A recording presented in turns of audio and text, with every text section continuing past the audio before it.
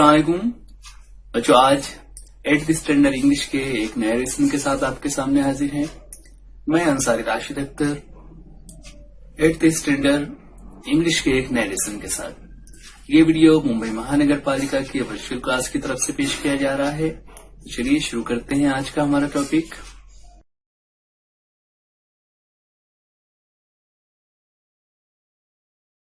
English के आज इस नए लेसन में हम देखने जा रहे हैं हमारी फर्स्ट पोएम, जिसका टाइटल है बी द बेस्ट।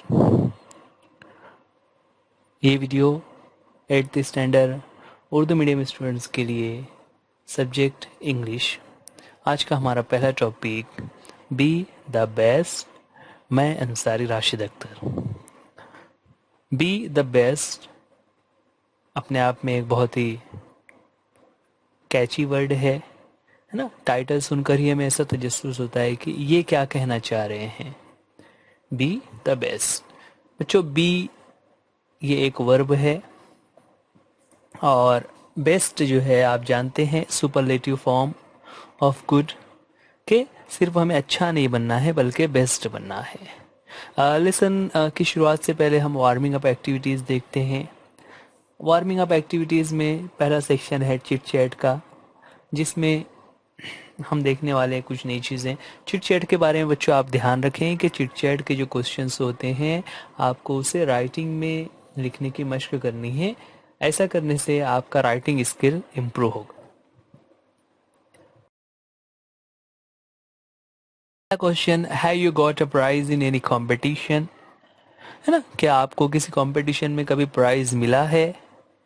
तो सोचिए ज़रा, आप पहली जमात से आज 8वीं जमात तक आ गए हैं, किसी कंपटीशन में आपने हिस्सा लिया हो और उसमें इनाम आपको मिला हो, तो आप में से बहुत सारे बच्चों ने ऐसा हुआ होगा कि उनको कोई ना कोई प्राइज़ मिला है। उस पर एक क्वेश्चन है कि how did you feel at that time. जब आपको वो प्राइज़ मिला तो उस वक्त आपको कैसा लगा, मतलब आपको कैसी फीलिंग आ रही थी। सो डेफिनेटली जब हमें प्राइज़ मिला तो we feel happy, we were overjoyed, overwhelmed with happiness ना, वी आर ग्लैड। ये फीलिंग्स होती हैं जब हमें प्राइज़ मिलता है। आगे क्वेश्चन है, have you ever failed in your efforts, है ना। प्राइज तो जब मिलता है जब हम किसी चीज़ में सक्सेसफुल हो जाते हैं। थर्ड क्वेश्चन में उसका अपोजिट पूछा हुआ है कि क्या आप कभी किसी चीज़ में फेल होते हैं। क्या आप कभी फेल हुए हो, कोई कंपटीशन हो, कोई एग्ज़ाम हो ना, तो किसी चीज़ में। तो सोचिए ज़रा, जब आप फेल हुए तो फिर आपको कैसा लग रहा था। तो do you think we should accept success as well as failure, है ना। अब देखिए, जब हमें कामयाबी मिली, प्राइज मिला, तो हम तो खुश होते हैं, लेकिन यहाँ पर एक सवाल है कि क्या हमें नाकामी को भी उसी तरह से कबूल करना चाहिए जिस तरह हम कामयाबी को कबूल करते हैं। What will be your reaction if you are not selected in a team? देखिए, यहाँ पर एक और क्वेश्चन आ गया है कि what will be your reaction, कि आपका रिएक्शन क्या होगा अगर आपको स्कूल के टीम में सिलेक्ट नहीं किया जाता। तो जाहिर सी बात है कि जब हमारे ही फ्रेंड्स स्कूल की टीम में सेलेक्ट हो रहे हैं और हमें उस टीम में जगह नहीं मिली है तो हमें थोड़ा सा गुस्सा भी आता है, लेकिन इसका मतलब ये नहीं है कि हम उस चीज़ से पीछे हट जाएं या उससे हम अलायदगी इख्तियार कर ले। हमें कोशिश जारी रखते रहना चाहिए, क्योंकि बहुत मर्तबा ऐसा होता है कि टीम में हमसे बेहतर खेलने वाला कोई प्लेयर अवेलेबल होता है, इसलिए हमें जगह नहीं दी जाती। तो ये कुछ क्वेश्चंस हैं बच्चों, जब आप क्लासरूम में या अपने फ्रेंड्स के साथ इंग्लिश में इनके आंसर्स देंगे तो इस तरह से आपका राइटिंग स्किल के साथ साथ कम्युनिकेशन स्किल भी डेवलप होता है। आगे बढ़ते हैं।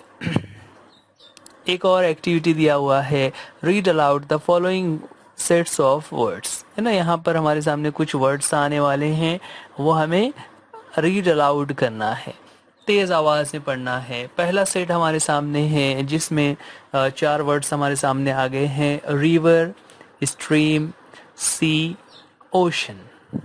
इन चारों के मीनिंग क्या होते हैं तो आपको पता है ना। रिवर यानी नदी, स्ट्रीम यानी चश्मा या जिसे हम नाला भी कह सकते हैं, सी यानी समुंदर, एंड ओशन, ओशन जो है तो बहरे आजम यानी बड़े समुंदर को कहते हैं. देन नेक्स्ट वी हैव, उसके बाद अगला सेट हमारे सामने आ रहा है जिसमें हमारे पास है पहला वर्ड आ गया है हिल, और चौथा वर्ड हमारे सामने है रॉक. इन चारों के भी मीनिंग अगर आप गौर करें तो हिल छोटे पहाड़ को कहते हैं, स्टोन यानी पत्थर, माउंटेन यानी पहाड़, और रॉक चट्टान को कहते हैं, है ना. आपको इनके मीनिंग्स पता है. अगर आपको मीनिंग नहीं पता है तो आपके लिए वर्क ये थोड़ा सा बढ़ जाता है कि आप इन वर्ड्स को अपने नोटबुक में लिखिए और एक अच्छी सी डिक्शनरी में इन वर्ड्स का मीनिंग तलाश कीजिए और उसे याद भी कीजिए, उसका मफहूम समझकर उसे याद रखिए. Next group of words, set of words हमारे सामने आ रहा है जिसमें पहला वर्ड है plant, then we have got sapling, third word है ट्री, और लास्ट में फोर्थ वर्ड है सीड ना. इनके भी मीनिंग्स, प्लांट यानी पौधा, सैपलिंग यानी जो कोपल होती है बिल्कुल छोटा जो पौधा होता है, देन ट्री दरख्त, और सीड यानी बीज. Now another set of words here. First word is child, second word is adult, third word is baby, और लास्ट वर्ड है यूथ. यूथ यानी नौजवान तबका, बेबी यानी बच्चा, चाइल्ड यानी जो बच्चा होता है थोड़ा सा, बेबी उस छोटे बच्चों को कहते हैं, चाइल्ड उससे थोड़े बड़े बच्चों को कहते हैं, और एडल्ट यानी बड़े लोग. अब यहाँ पर एक क्वेश्चन हमारे सामने दिया हुआ है कि rearrange each of the sets of words according to the increasing order of their size और ग्रोथ. के जो चारों वर्ड्स आ रहे थे अलग अलग सेट में, उन सेट्स के हर वर्ड को उनके इंक्रीजिंग ऑर्डर में लगाना है, यानी छोटे से शुरुआत करनी है और बड़े की तरफ आगे बढ़ना है. तो ये जो हमारे सामने पहले चार वर्ड्स थे हम उसको ले लेते हैं, हम एक एक करके चारों सेट्स को देखेंगे. पहला हमारा सेट आ गया है river, stream, sea and ocean. इन चारों में हमें छोटे से शुरुआत करनी है. तो सबसे छोटा वर्ड कौन सा होता है, अभी हमने उसका मीनिंग देखा, तो मीनिंग के हिसाब से सबसे छोटा वर्ड हमारे सामने है स्ट्रीम. स्ट्रीम को हम यहाँ पर इस तरह यहाँ लिख लेते हैं स्ट्रीम. उसके बाद स्ट्रीम से बड़ा वर्ड अगर हम देखें तो नेक्स्ट लेवल पर आ जाता है रिवर. रिवर के बाद नेक्स्ट लेवल पर वर्ड आ जाता है सी, और लास्ट में इंक्रीजिंग साइज के हिसाब से ओशन. तो स्ट्रीम, रिवर, सी, ओशन, इस तरह ये चारों वर्ड्स इंक्रीजिंग ऑर्डर में आ जाते हैं. इसी तरह नेक्स्ट जो हमारा दूसरा सेट था उसको देखते हैं, तो उसमें हिल, स्टोन, माउंटेन, रॉक. शुरुआत करेंगे सबसे छोटे से, तो इसमें सबसे छोटा क्या है, सबसे छोटा है स्टोन, है ना. स्टोन यानी पत्थर. पत्थर के बाद नेक्स्ट लेवल पर हम इंक्रीजिंग ऑर्डर में देखें तो हो जाता है रॉक. रॉक के आगे बड़े तो उसके बाद होता है हिल, और हिल से भी बड़ा इंक्रीजिंग ऑर्डर में यहाँ पर सबसे बड़ी साइज होती है माउंटेन की. तो इस तरह ये हमारा इंक्रीजिंग ऑर्डर हो गया, stone, rock, hill and mountain. Next third set पर आते हैं. Again there are 4 words, plants और ट्रीज से रिलेटेड हैं. Plant, sapling, tree and seed. सबसे छोटा इसमें क्या होता है, तो सबसे छोटा होता है सीड. शुरुआत हम करेंगे सीड से, उसको फर्स्ट पोजीशन पर लिखा. उसके बाद नेक्स्ट सीड के बाद हो जाता है सैपलिंग ना. सैपलिंग जो बीज में से छोटा सा पौधा निकलता है. उसके बाद सैपलिंग के आगे बढ़कर होता है प्लांट, और प्लांट के बाद इंक्रीजिंग ऑर्डर में लास्ट लेवल पर आ जाता है ट्री. तो इस तरह से सीड, सैपलिंग, प्लांट, ट्री, ये उनका इंक्रीजिंग ऑर्डर हो गया. Now coming to the last set of words, जिसमें चाइल्ड, एडल्ट, बेबी, यूथ, इस तरह 4 वर्ड्स से हैं. तो शुरुआत में सबसे पहले हमारा हो जाएगा बेबी, क्योंकि बेबी छोटे बच्चों को कहते हैं. देन बेबी के बाद नेक्स्ट वर्ड हो जाएगा चाइल्ड. चाइल्ड के बाद आगे बढ़े तो इंक्रीजिंग ऑर्डर में हो जाता है यूथ. यूथ के बाद लास्ट में लास्ट वर्ड हो जाता है एडल्ट। इस तरह baby, child, youth and adult, ये 4 वर्ड्स इंक्रीजिंग ऑर्डर में इस तरह हो जाते हैं। तो ये था हमारा वार्मिंग अप का एक एक्टिविटी, जिसमें 2 चीज़ें बताई गई। एक तो सक्सेस से जुड़ी हुई कुछ सवालात थे जो हमने देखे, उसके बाद नेक्स्ट हमने देखा increasing order of similar things. आगे बढ़ते हैं, पहले हम पोएम पर आ जाते हैं। पोएम को हम पहले रीड करेंगे, रीड करने के बाद में उसे एक्सप्लेन भी करेंगे। पहले हम रीडिंग लेते हैं। बी द बेस्ट, ये रहा हमारा टाइटल। बी द बेस्ट का मीनिंग क्या होता है कि अच्छे बन जाइए, सबसे अच्छा, यानी आप जिन चीज़ों को, जिस काम को कर सकते हैं उस काम में आप बेस्ट हो जाइए। तो चलिए देखते हैं, पहले हम टेक्स्ट को पढ़ लेते हैं। टाइटल की शुरुआत, जो टाइटल है वो वहां पर भी लिखा हुआ है, be the best. If you can't be a pine on the top of the hill, be a scrub in the valley, but be. If you can't be a pine on the top of the hill, be a scrub in the valley, but be the best little scrub by the side of rill. Be a bush if you can't be a tree. Be a bush if you can't be a tree. तो ये हमारा first stanza. There are 4 lines after the line of the title ना। If you can't be a pine on the top of the hill, be a scrub in the valley, but be the best little scrub, you can't be a tree. Second stanza पर आते हैं, जहां पर इसी तरह के lines आ रही होंगी। Now there will be 4 lines each. If you can't be a bush, be a bit of grass. If you can't be a bush, be a bit of grass, and some highway happier make. And some highway happier make. ना यहाँ पर some highway make happier इस तरह से होना चाहिए, but English नज़्मों में इस तरह का चेंज होता है। If you can't be a muskie, then just be a bass. If you can't be a muskie, then just be a bass, but the liveliest bass in the lake. But the liveliest bass in the lake. Next stanza we see, we can't all be captain, we are got to be crew. Now, we can't all be captains, we have got to be crew. There is something for all of us here. There is something for all of us here.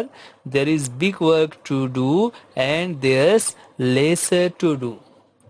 And the task you must do is the near. So यहाँ पर भी उसी तरह के 4 lines आ रहे हैं ना। We can't all be captains, we have got to be crew. There is something for all of us here. There's big work to do and there's leisure to do. And the task you must do is the near. These are the 4 lines of the third to the last stanza. If you can't be a highway, then just be a trail. If you can't be a highway, then just be a trail. If you can't be the sun, be a star. If you can't be the sun, be a star. It isn't by size that you win or fail. It isn't by size that you win or fail. Be the best of whatever you are. It isn't by size that you win or fail. Be the best of what you are. Douglas Malloy. तो यहाँ पर ये था हमारी poem का हमने reading किया। चलिए अब एक एक स्टांजा का हम मीनिंग समझते हैं। मीनिंग के साथ साथ उसमें कुछ और चीज़ें भी हम देख रहे होंगे। तो एक एक करके स्टांजा हमारे सामने आ रहे होंगे। पहला स्टांजा हमारे सामने आता है, सेम लाइन्स आर रिपीटेड। यहाँ पर लाइन्स के साथ साथ इमेजेस भी आ रही हैं, है ना। सबसे पहले यहाँ पर 2 इमेजेस हमारे सामने आ रही हैं। I read the lines, then we will discuss the meaning. If you can't be a pine on the top. First stanza से, फर्स्ट स्टांजा हमारे सामने जहाँ पर टाइटल की लाइन लिखी हुई है, बी द बेस्ट, यानी बेहतर बन जाइए। फर्स्ट लाइन है कि if you can't be a pine on the top of the hill, ना, if you can't be a pine on the top of the hill. Pine जो यहाँ पर देखिए हमारे सामने पिक्चर में ये जो ट्री नजर आ रहे हैं ना, ऐसे ट्रीज को पाइन ट्रीज कहते हैं। और आप कभी पहाड़ी इलाकों से गुजरे तो पहाड़ की ढलान के ऊपर बहुत सारे इस तरह के ऊंचे ऊंचे पेड़ हमें नजर आते हैं।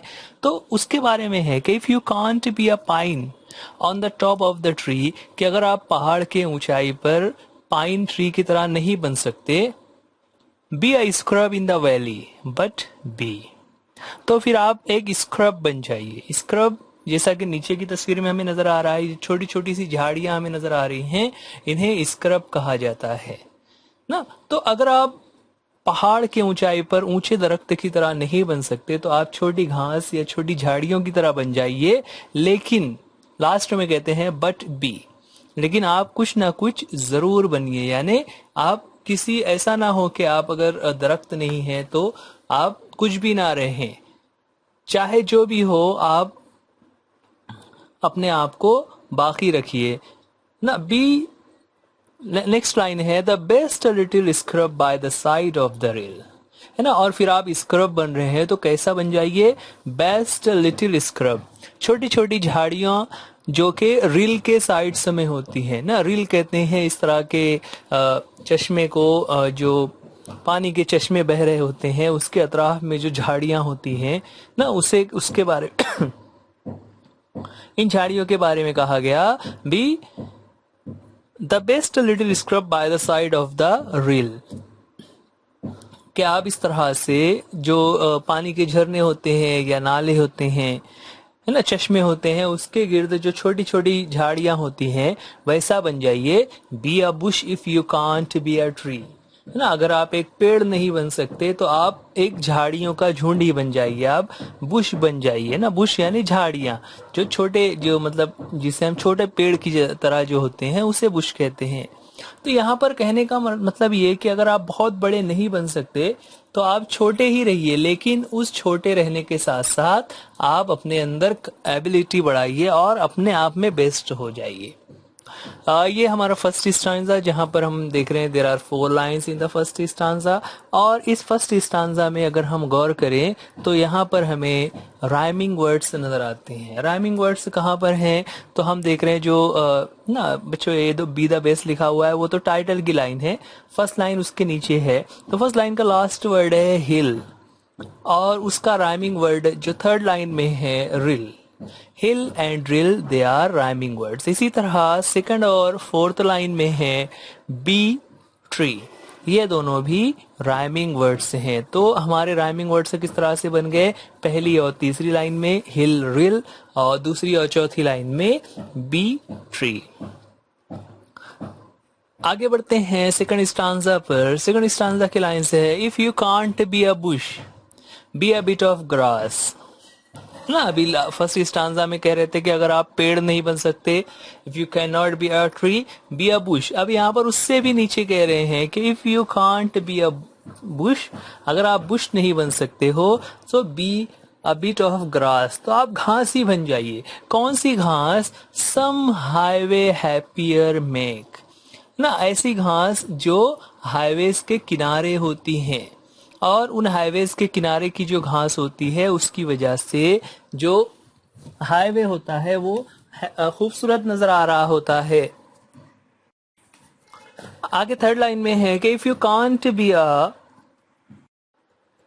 Maski, if you can't be a muskie then just be a bass ना। मस्की एंड बैस यहाँ पर नीचे तस्वीरों में हमें नजर आ रहा है। मस्की जो होता है वो एक समुंदर में पाई जाने वाली बड़ी साइज की मछली होती है, जबकि बैस जो होता है वो एक झीलों में पाई जाने वाली उससे छोटी मछली होती है। तो यहाँ पर दोनों का कंपेयर किया हुआ है कि अगर आप एक बड़ी मछली की तरह नहीं बन सकते जैसे मस्की होती है, तो आप बैस की तरह बन जाइए जो कि एक छोटी मछली होती है। तो if you can not be a muskie ना, if you are be a just be a bass but the liveliest bass in the lake। लेकिन कैसे बैस बनना है, liveliest यानी जो अपनी जिंदगी को पूरे इंजॉय करता हुआ जी रहा हो ना, एक जिंदा दिल बैस की तरह बन जाइए जो झीलों में रहती है और उस लाइफ को एंजॉय कर रही होती है। तो जरूरी नहीं है कि आप एक बड़ी मछली की तरह बन जाएं, आप छोटी मछली की तरह रहकर भी अपनी लाइफ को एंजॉय कर सकते हैं। इसमें भी अगर हम राइमिंग वर्ड्स देखें तो पैटर्न सेम है। यहाँ पर फर्स्ट लाइन में लास्ट वर्ड है ग्रास और उसका राइम जो होता है वो थर्ड लाइन में है बास। इस तरह से हो जाता है ग्रास बास। और इसी तरह सेकंड और फोर्थ लाइन में है मेक एंड लेक। तो राइमिंग वर्ड्स हो जाते हैं मेक लेक। तो राइमिंग पेयर्स हमारे पास हो जाती हैं ग्रास बास एंड मेक लेक। आगे बढ़ते हैं थर्ड स्टांजा पर। लाइन्स आ रही हैं कि we can't all be captains, we have got to be crew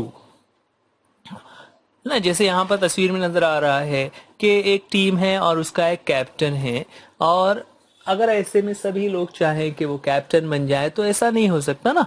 कुछ लोगों को तो उसका क्रू बनना पड़ेगा। क्रू कहते हैं जो उसके अंडर में काम करने वाली टीम है, जो उसके असिस्टेंट्स हैं, जो उसका दूसरा स्टाफ है। तो if you can't be a captain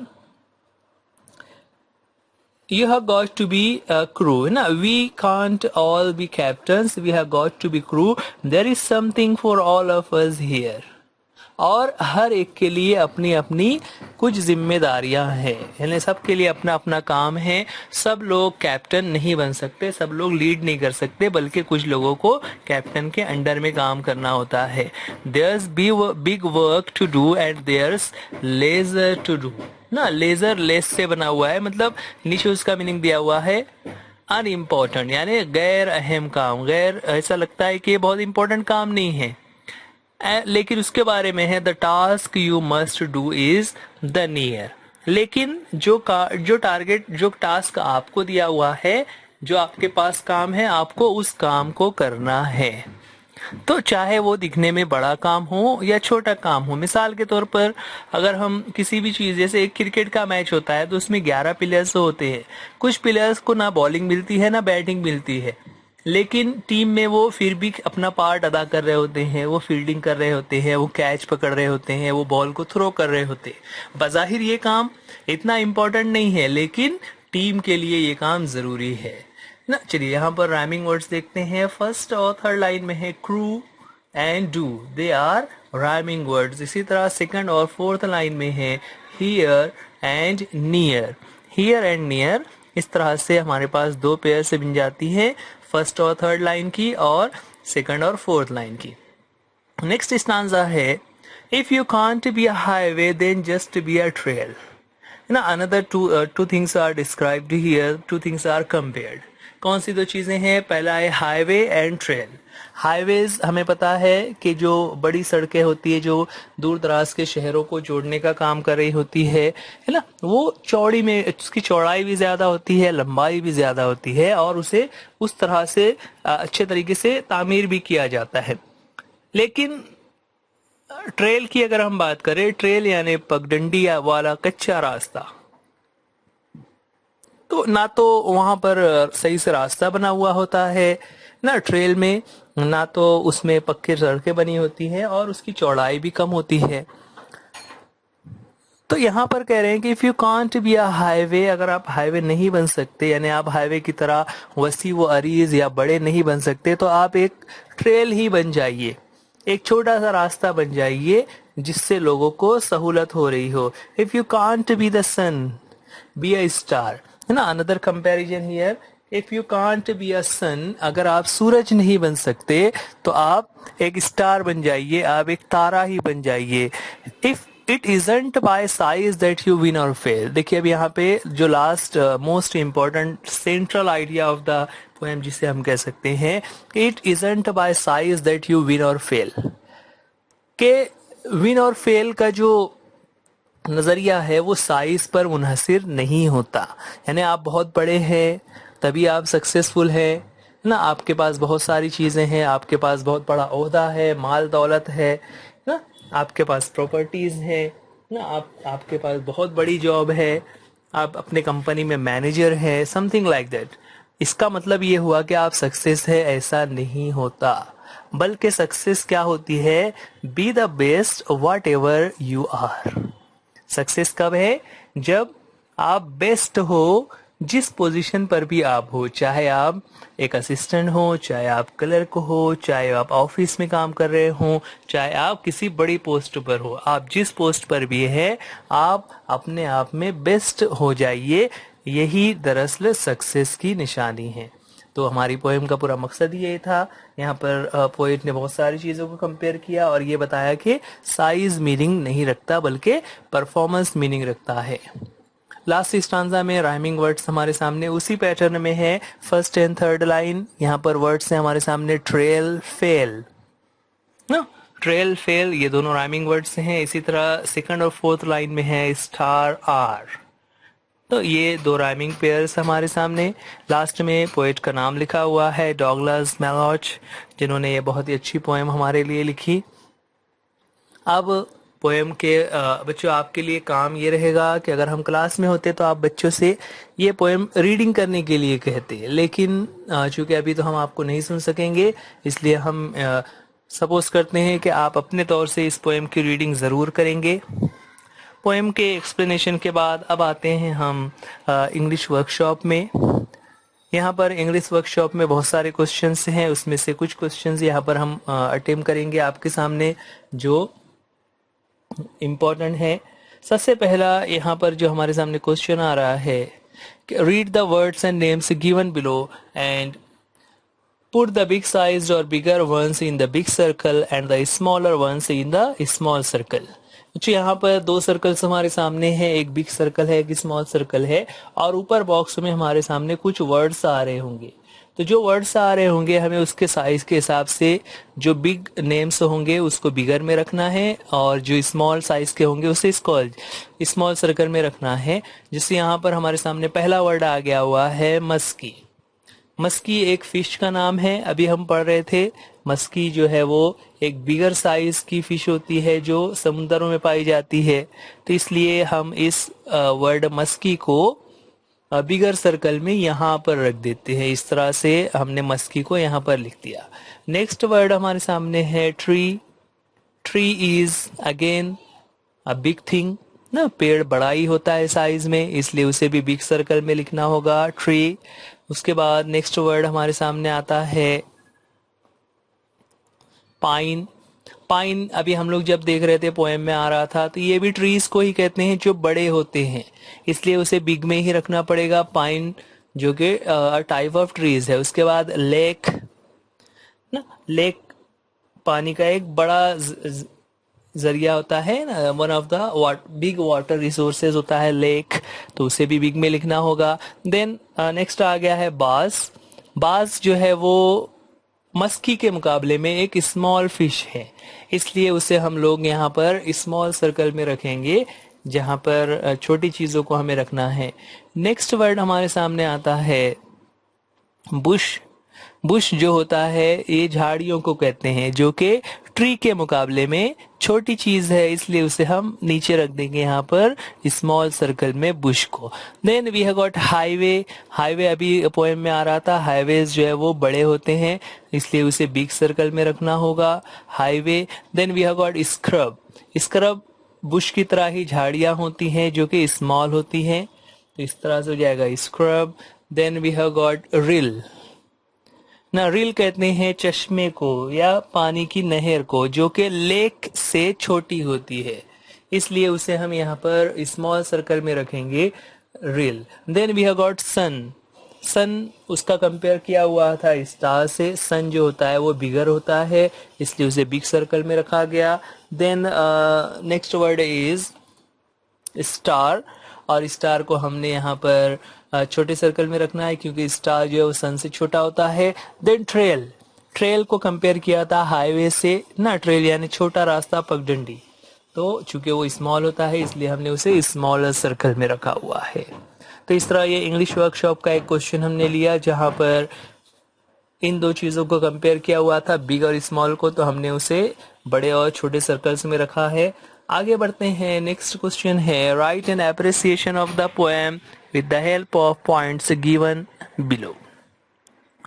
appreciation of the poem के लिए हमारे पास यहाँ कुछ पॉइंट्स दिए हुए हैं। हमें बाकी की चीज़ें उसके हिसाब से उन पॉइंट्स को कंप्लीट करना है। पहला पॉइंट है the title of the poem is.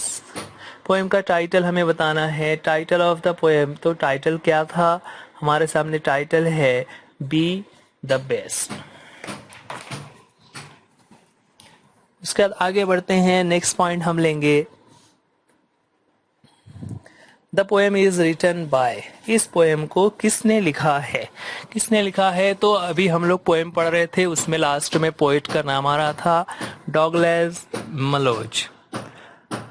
उसके बाद थर्ड पॉइंट पर आते हैं। थर्ड पॉइंट है जहां पर हमें पॉइंट दिया हुआ है the poem has dash stanzas. कितने स्टांजाज थे? तो अभी हमने पढ़ा there are 4 stanzas in the poem ना। आगे बढ़ते हैं तो उसी में एक और पॉइंट दिया हुआ है each stanza has dash lines. कितनी लाइन्स आ रही थी हर स्टांजा में? So there are 4 lines in each stanza. तो स्टांजाज, नंबर ऑफ स्टांजाज भी 4 है और each line has 4, each stanza has 4 lines. Then the lines that rhyme in each stanza. देखिए ये बहुत इंपॉर्टेंट क्वेश्चन है बच्चों, 9th और 10th में आपको इस पर से क्वेश्चन होता है।